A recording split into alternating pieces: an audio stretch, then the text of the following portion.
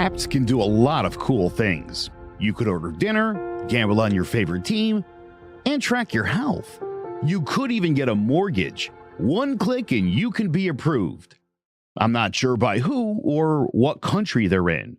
You deserve more from the mortgage industry. At AnyMac Home Mortgage, we believe in the need for live human interaction during a very complex process.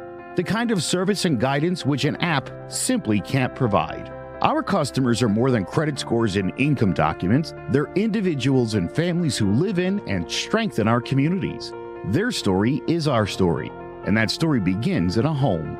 Chris Sawyer is an expert on providing superior customer service and in meeting the mortgage needs of current and future homebuyers. With over 18 years of experience in the industry, Chris is able to help customers migrate through the home buying and home financing process by using his wealth of knowledge as a well-qualified mortgage professional. And best of all, Chris is located in Cromwell, Connecticut, where he has helped hundreds of clients in Connecticut, Massachusetts, and Rhode Island make their dreams of homeownership a reality.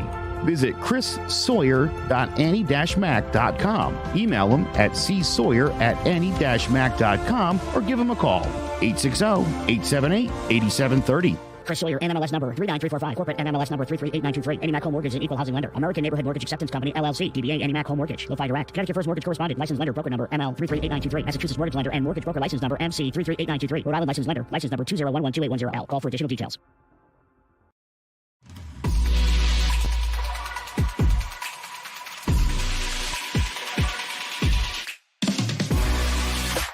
Sanderson looking in, zone for a pass. He's looking for King, intercepted. He's going to go down the right side. Lawrence down to the 20, 30, down to the 40. He might go all the way.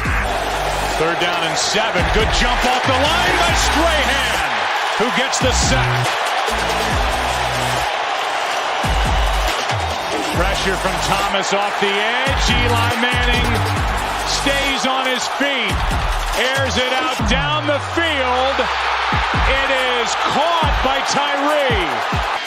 4-man rush.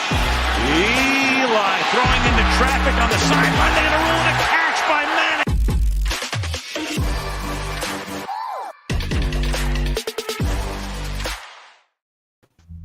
Hello, ladies and gentlemen. Welcome to Jawing About the G-Men, the Giants football podcast. I'm Big Jace, joined by Joe Guy and Sean Scanlon. We got something fun in store for you today.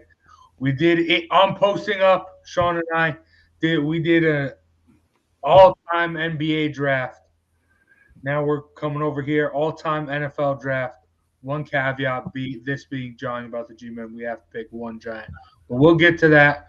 But first, there hasn't been a lot going on around the NFL. We talked about all the big trades, all the big free agency stuff. That's all simmered down, and everything's getting set up for the draft. And that's when, the NFL is really going to pick back up again. But there was one bit of news. Playoff overtime changes. We saw it it was basically the Chiefs-Bills game last year that sparked this. Chiefs just went down and scored an OT. Josh Allen was red hot to end the game for the Bills. Everyone wanted to see Josh Allen just have an attempt to go back and score. So now that is going to be a thing just for the playoffs, though. Joe, what do you think about this?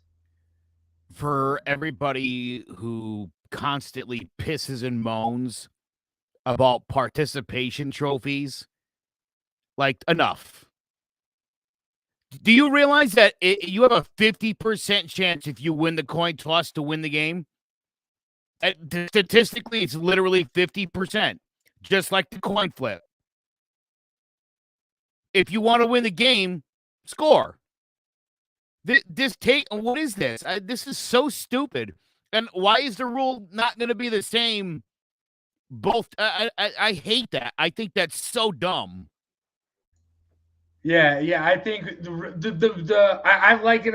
I like it. Honestly, I think college football has the best overtime because everyone's getting all facets of each team is getting an opportunity to win them the football game. I think that's the best. This is an attempt at something kind of like that, but doing it just for the playoffs, I think is stupid. If you're going to implement it, if you're going to change it, just have it be the new overtime norm. But that's crazy. Sean, what do you think about this? Well, unlike Joe, I'm a big fan of it. I think that it's important that both teams at least get a chance to score in overtime, especially a game with such big magnitude. Like the Chiefs-Bills game, that's probably one of the better football games I've seen in my lifetime, and it ended with pretty much whoever won the coin toss ends up winning the game. And I understand that your defense needs to make a stop, but when both you have both high octane offenses like that are just keep scoring back and forth, I think it's important that both teams get a chance. And it wasn't just that game last year. It's happened before, obviously, with Tom Brady and the Patriots playing the Chiefs. The Patriots won the coin toss, and Patrick Mahomes never got the chance to touch the ball. In the Super Bowl, when the Patriots came back against the Falcons, Matt Ryan and the Falcons never got a chance to touch the ball. So I think it's important that little color scheme change there. I like it. But yeah, I think it's important that both teams touch the ball. I do agree that the college overtime rule is definitely the best. I think that would be pretty cool if they implemented that into the NFL. But like I was saying, I think that it is important that both teams get to touch the ball, because I mean, this is pretty much a chance to make the Super Bowl or not. I think whoever won that game, obviously the Bengals ended up winning, but I think the Bills definitely had a great chance at getting to the Super Bowl if they win that game. So I like it. I think it should be in the regular season as well, but I think it's important that both teams at least get a chance to touch the ball. Why does the NFL constantly make rules based off reactionary things?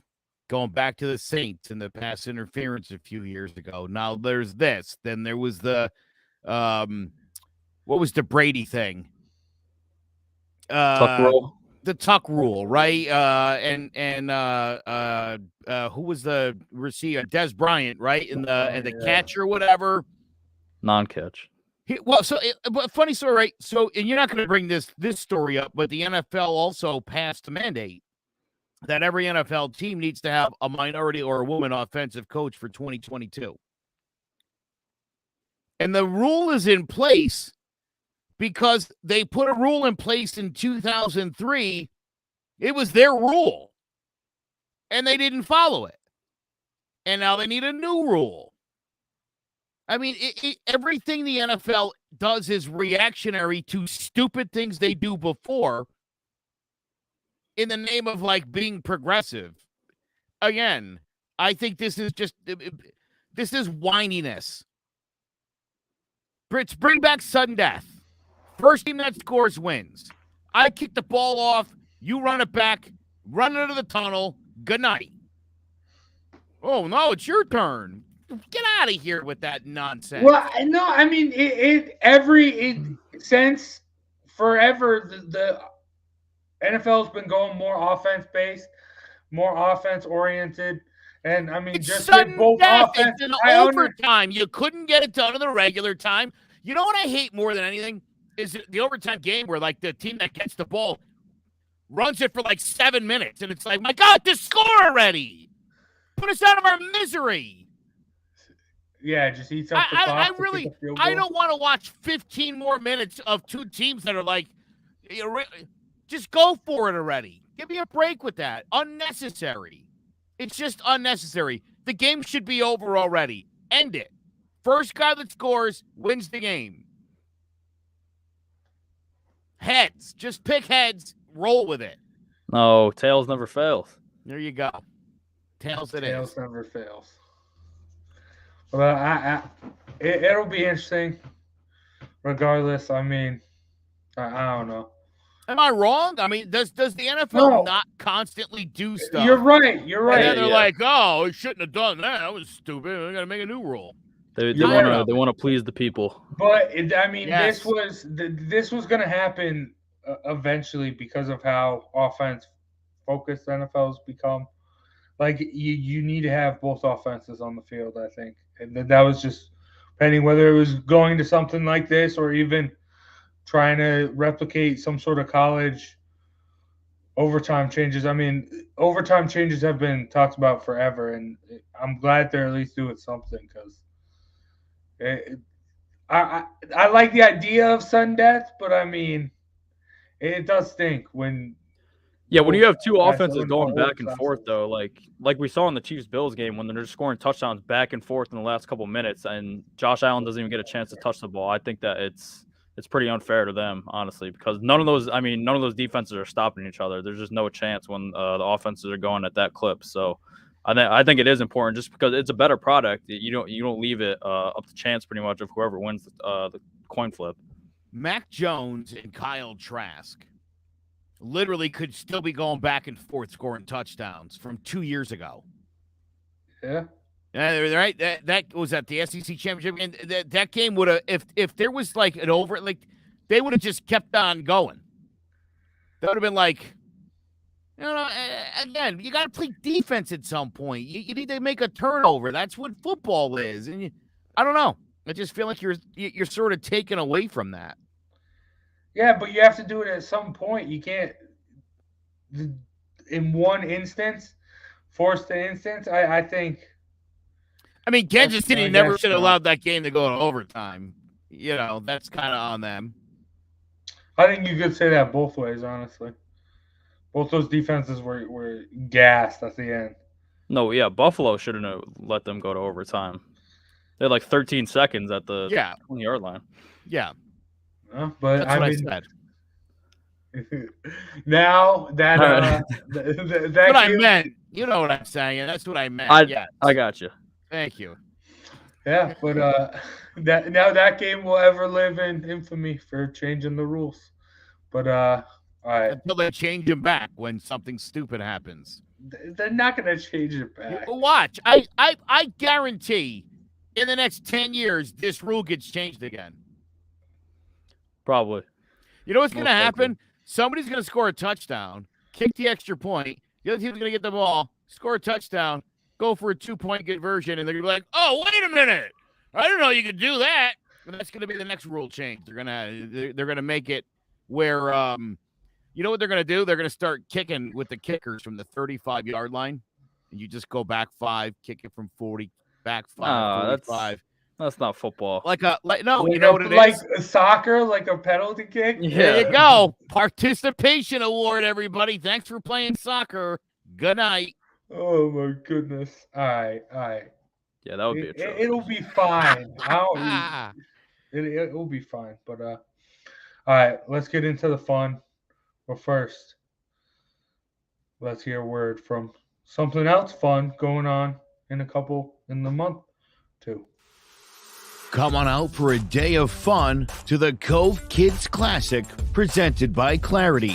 Friday, May 6, 2022 at Lyman Orchards Golf Club to benefit the Cove Center for Grieving Children. Partnership opportunities are available. All proceeds from the Cove Kids Classic support the Cove's free programs. Please consider partnering with us to continue to support grieving children and teens in 2022 and beyond. For more information or questions, call Allison Gamber at 203-634-0500 or email allison@covect.org. The Cove Kids Classic takes place Friday, May 6th at Lyman Orchards Golf Club. Registration begins at 8 a.m. Shotgun start at 9 a.m. on the player course.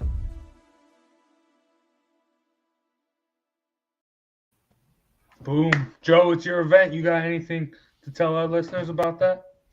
Yeah, listen, the Cove Center for Grieving Children is a great organization. They help children who are dealing with the loss of like a parent or a sibling or a loved one, and all their programs are free. And so this is their big fundraiser for the year. This is what keeps it free for everybody.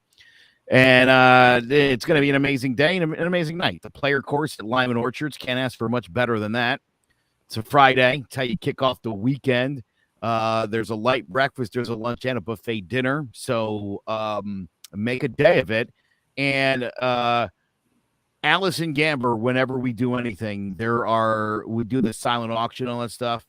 I'm telling you right now, somebody's going somewhere cool. There's going to be some amazing prizes. I can promise you that. I don't know what they are yet. As soon as I do, though, I'm going to let everybody know. But yeah, sign up for that. $140. Some nice swag on the way out and stuff. So do it. Hell yeah. Sounds like an offer you don't want to miss. I don't know why you would, Plus to spend some time with me on a golf course. I can't think of anything other than that. Can't ask for much better. Yeah. Yeah. So check I'm a it hoop. out. But, all right. Let's have some fun Let's right do it. here, right now. First, before we get into the drafts, we got to decide the draft order. So here we are. Can you all see that? Yep. Let's do this. Bam. Make it even bigger. Randomize. Myself, 1, Sean, and then Joe. You feel good about that? Do I feel good about that? About winning on No. your machine? I don't know. That was Seems a little, I'm just saying. seems a little fishy That to was- me. Awfully convenient. Hey, look at me. I won. All right. That's all right. That's all right. I'll let you guys. You guys are going to pick from this generation anyway. That's how you're Yeah. going to lose. That'll be your undoing. That would be sure. Okay, Boomer. Are we drafting in order by position, or you just pick whoever you want? Whoever you want. Whoever's on your draft board. All right, I'm gonna go first, right? Let's do this. And so I'm gonna go start it off with my that was the only stipulation. You have to pick at least one giant. Give me the Come on, ultimate dude. giant. Lawrence I won. Taylor. I picked who Baby. gets to go first, and I'm picking the greatest giant and player of all time. That was awesome. Nice job. Yeah, heck yeah. Ah, Let's go. all right. All right, Sean. Your pick. That's just cruel, man. It's the easiest pick there is. Yeah. All right. So I was hoping you didn't do that, but I was assuming you would. So I am going to go with as much as this pains me, not a big fan of this guy, but he is the greatest quarterback of all time, and you got to start off with your quarterback. So I'm going with Tom Brady. Very nice. Very nice. All right, Joe. You can lock me in for the greatest wide receiver of all time, a gentleman by the name of Jerry Rice. All right, Joe, round 2 to you. That is Very good. fantastic news because I'm going to take a running back by the name of Barry Sanders. Oh, That's a squad. That's a squad already. the Jerry Berry duo. Heck yeah. All right, Sean. Who you All got? right. There's got to be, there's going to be a lot of good skill position players up there. So I'm going to go to defense, and I'm going to go with who I think is the second best defender of all time behind Lawrence Taylor, and that is Reggie White. Ooh. Dominant pass rusher. Going to get after the quarterback. Can't be stopped. So All right. Okay, I like that. I like that. I like the defense pick. Defense wins championships. I'm going to round off my defense. I already got a beast, a guy that can get after the quarterback and get all over the – now I need a coverage guy. Prime time, baby. Deion Sanders. There we go. Boom. And then it's back to me again. I need – give me – I'm going to go tight end, and I'm going to go the greatest – I'm going to go Tony Gonzalez. All right. Sean, to you. yeah. So the Lions aren't here to force him out of retirement this time. So I'm going to go with wide receiver and go with Megatron. Probably could have been the best receiver of all time, but the Lions happened, and we know how that goes. So All right. I'm going to take, I think, maybe the greatest defensive player of all time, Derek Thomas, Kansas City Chiefs. Ooh. Who I think if Lawrence Taylor hadn't existed, we'd be talking about Derek Thomas instead of Lawrence Taylor. gone too soon. Yep, absolutely. Now I'm in a tough spot here because I am gonna have to take a giant. Yeah. And since kicker's not available. Oh man. Good thing you said that because I completely forgot that. Yeah, So, man, right? Oh, this is gonna be tough. I was banking on the first pick, but My second wide receiver, by the way, another guy kind of cut down in his prime, but again was on his way till a neck injury. Sterling Sharp might have been the best wide receiver the NFL ever knew if a neck injury didn't end his career. So I'm going to take Sterling Sharp, and I'm going to feel real good about it. All right. That's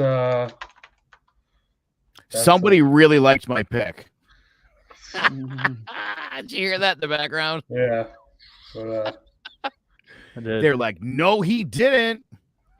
That's okay. All right. I don't know, Joe. I don't know. Sean, what you got? Yeah, I'm just gonna make my receiving core unstoppable right now. A guy who already has good chemistry with Tom Brady, setting that record with touchdowns and receiving touchdowns same season. So Mossum, Randy Moss, Megatron. Good luck stopping that, DBs. All right. Oh, okay. I'm gonna go quarterback now, and give me Peyton Manning. I don't gotta take a Giant, so I'm sorry. You're not interested in winning Super Bowls. That's good.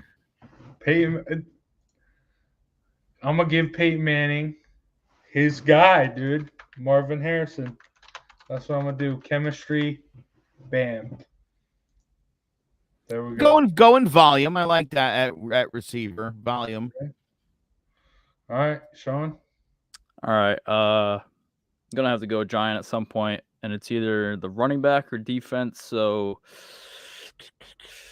I'll go with the defense, and I'll just bolster my pass rush and go ahead and add the gap on there. Michael Strahan. Yeah, good luck stopping that pass rush. All right. It'll be a tough day for some O tackles out there. Man. All right. Listen, on defense, I'm gonna take Bruce Smith. Ooh. Oh, all-time sack leader. But now the problem is I guess, do I take Mark Bavaro? Not Jeremy Shockey? Or Phil Simms? I don't know. God. Evan Ingram? Kevin Boss? Bear Pasco? Oh, man, this is a tough spot to be in.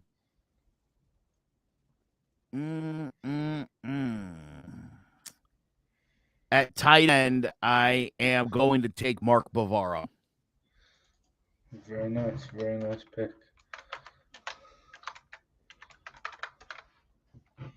All right, Sean. My list right now, by the way, is the only one where it's clear it was done on a New York Giants podcast. Yeah, it was either going to be Tiki Barber for me or running back or Strahan, so I figured I'd go with Strahan. But I'm going to go with the other running back I'm going to pick here. I'm going to go with Sweetness, Walter Payton. He's just a beast. So I think probably the best running back of all time. All right, I'm going to go with the actual best running back of all time, Jim Brown. Let's go, baby. All right, Mr. Syracuse. Hey, he's a beast. He's a monster. Oh, man. You know what? Can I change my pick? No. A little late for that, Joe. I just thought of what I should have done. You know who I should have taken at quarterback? Who? Frank Gifford. Well, you can still get your quarterback. Yeah, I don't want foul people like. Not only is he a Giants fan, he's an old Giants fan. You know what I mean? Not really the point. Yeah, Fran Tarkenton. You can go old school there. All right, okay. Wide receiver 2. I'm gonna go controversial, but I'm gonna go Terrell Owens.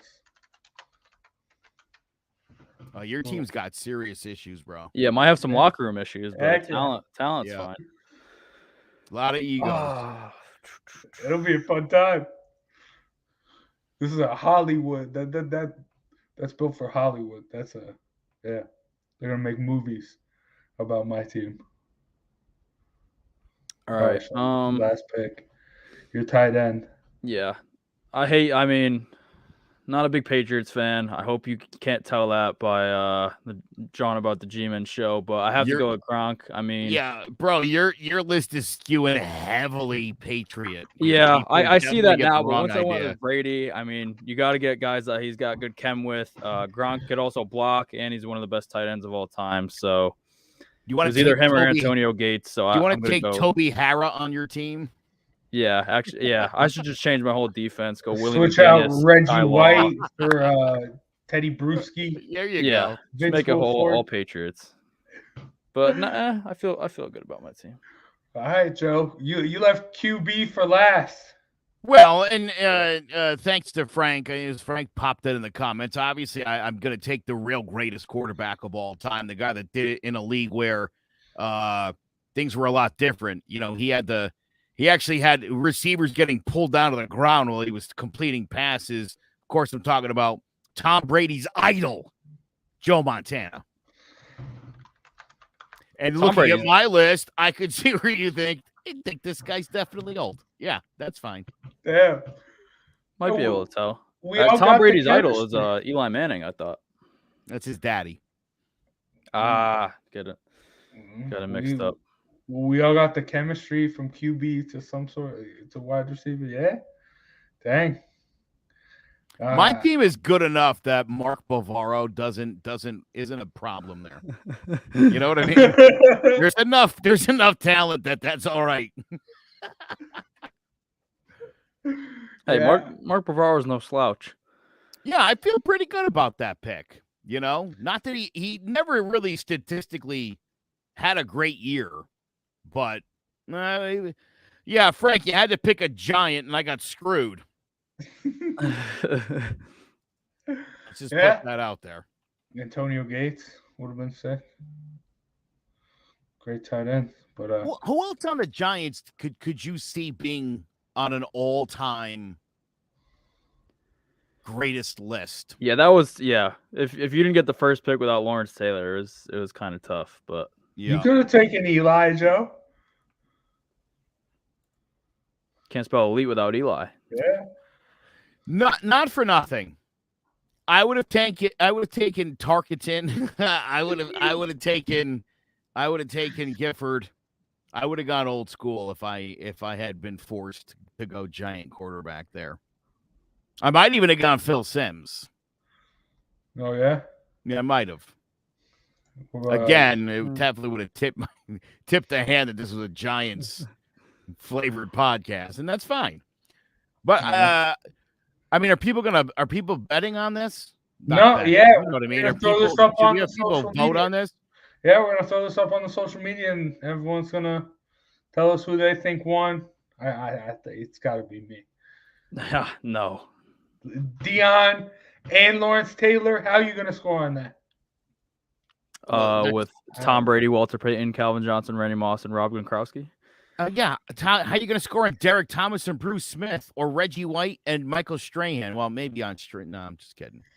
No. It's a Giants podcast. Yeah, not for nothing. That's like 6 of the greatest defensive players ever. Yeah. Yeah. I mean, I kind of wanted.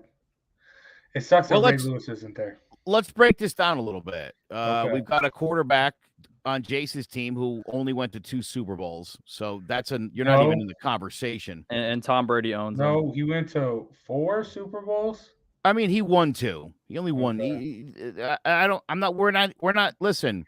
Don't say went to Super Bowls. As far as I'm concerned, we're just talking about the winning ones. Okay. And so percentage wise, I get the hand over Sean. So that's good. Jim Brown, I love Jim Brown, but Jim Brown played in an era where it was like, you ever go to like a Pee Wee League game and one kid looks like he's 16 and he just barrels over everybody? That was me. Jim Brown played in an era where there wasn't a lot of like great defensive players. You know what I mean? So he takes a little bit of a hit there. Walter Payton, I'm gonna definitely give it to Sean there. I think Walter Payton might be the greatest of all time, and especially the fact that he could catch a ball out of the backfield. Looking at the receivers, Marvin Harrison is not even in the same league as Megatron, who's unfortunately not in the same league as Jerry Rice. I win. All right, that's just not. And when it comes to wide receiver twos, again, Randy Moss, problem. Terrell Owens, problem. Sterling Sharp, one of the finest citizens in the NFL. He's an NFL Man of the Year candidate for his off-the-field work, in addition to being on pace to break all of Jerry Rice's records before the neck injury. I get that one. Tight end, Tony Gonzalez. No. I'll give you that one, Jace. That's it, though. That's the only one you're going to give me? Not even LT?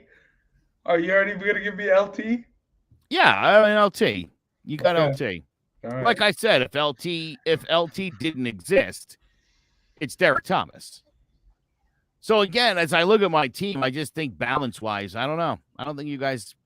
I don't think so. We'll let the listeners decide. The listeners and watchers decide. I mean, my team's the best. It's not even really close. But Nah. yeah, I know it's not close. We'll see. Yeah, we'll see. All right, get the hell out of here. We'll look out. Make sure you follow us on Facebook or like us on Facebook to make sure you check that out and tell us, debate who won. I mean, I won. It's pretty easy. But I wish we could have taken a kicker because I would have taken Ali Haji Sheik. Yeah. I would have taken Aldrich Rosas. Yeah, Lawrence Hines, that would have been a solid Giant. Yeah, pick. I'm telling you. Giants have done well with the kickers, man. Matt Barr. Yeah. Hell, even Graham Gano would be solid. Oh, yeah. What he did with the Panthers, I mean, prime Graham Gano was a beast. Dude, that's what I'm saying. That's why kicker would have been good here. Yeah.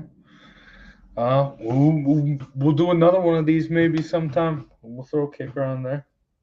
We'll see. Yeah, we can give you guys a chance this time too.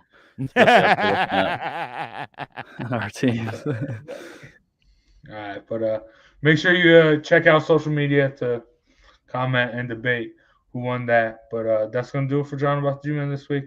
Hopefully, the NFL can pick back up and we have a bigger show. And I mean, we are also gearing up for the draft, so we'll start analyzing that more and that stuff. But well, we had a blockbuster move that we didn't even mention.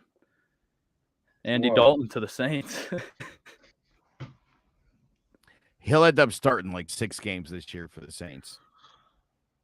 You're not wrong. Depends how Jameis. Jameis 5 for Winston, 5 for Hill, 6 for Dalton, and 1 for somebody off the streets. Yeah, maybe. Okay. Yeah, like a Trevor Simeon, somebody like that. Mike Glennon. No, we don't need to see Mike Glennon again in the NFL. Sean Payton was smart to just get out of there because it's going all. Why in God's name, by the way, is Pete Carroll sticking around for like the That's rebuild? crazy. You're like 100. Just hang them up, buddy. It's over. Yeah, everybody's gone. Yeah, I heard they might get Baker Mayfield. That'd be interesting, I guess. Why would you want that? Interesting, yeah. Yeah. I don't know if you heard too, but he's been talking to Colin Kaepernick. Oh, really? Interesting. Get some revenge against the Niners. Imagine. Oh, yeah? That'd be wild. But all right, that's going to do it for John About the G-Man today. Big shout out to Chris Sawyer at Annie Mac Mortgage. And make sure you check out the Kids Cove Classic, May 6th. Make sure if you're in the area, Lyman Orchards Golf Course, check it out. But and big shout out to Clovercrest Media for sponsoring today's episode. Make sure you check out clovercrestmedia.com for a bunch of other great sports podcasts. We talk about posting up with me and Sean and Zay and Lucas. Baseball is going to start back up. The roll call is going to start back up, right, Joe? It is, and Sean and me and Isaiah, Zay, or whatever you guys call him, we're gonna do a baseball podcast focused on the Yankees, the Red Sox, and the Mets. Oh, I love that. So at least we can talk about some actual good baseball teams. You don't have to hear about the Yankees all the time, you know? Yeah, I got a feeling that come the end of the season, we're going to spend a lot of time talking about the teams that are going to be in contention. And I don't know if it's going to be any of the 3, to be honest. I will say I'm not a big baseball Sean's all right guy. with that. No, definitely won't be the Mets. So That's what a Red Sox fan you are. You're like, as long as you guys are out, that's cool. I'm not Red Sox will be in contention. I'm not a big baseball guy, but I'm excited to hear that podcast because one of my favorite things after this show, the past season, during baseball season, just sitting back, listening to you guys go back and forth. I'm excited for everyone else to hear that. So it should be good. So make sure you stay tuned to clovercrestmedia.com. Check out to see that when it drops. But make sure you tune in next week for more John about the G-Men. Hopefully some more stuff can happen. We can talk about. If not, I'll have something fun. Maybe another draft, maybe something else. We'll figure it out. But we'll have a good time. Regardless, we'll see you next week for more John about the G-Men. Take care, everyone.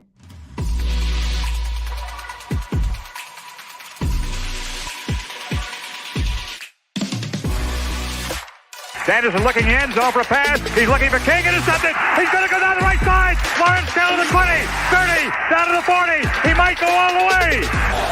3rd down and 7. Good jump off the line by Strahan, who gets the sack. Pressure from Thomas off the edge. Eli Manning stays on his feet. Airs it out down the field. It is caught by Tyree. 4-man rush. Eli throwing into traffic on the sideline. They're going to rule it a catch by Manning.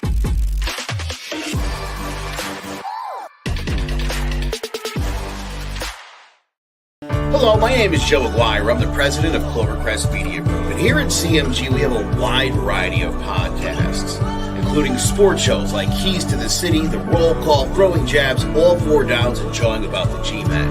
And great true crime shows like Sticky Week, Crimes and Consequences, Ivy League Murders, and Burn, the unsolved murder of David Eichmann. You can find all these podcasts and so much more by visiting clovercrestmedia.com.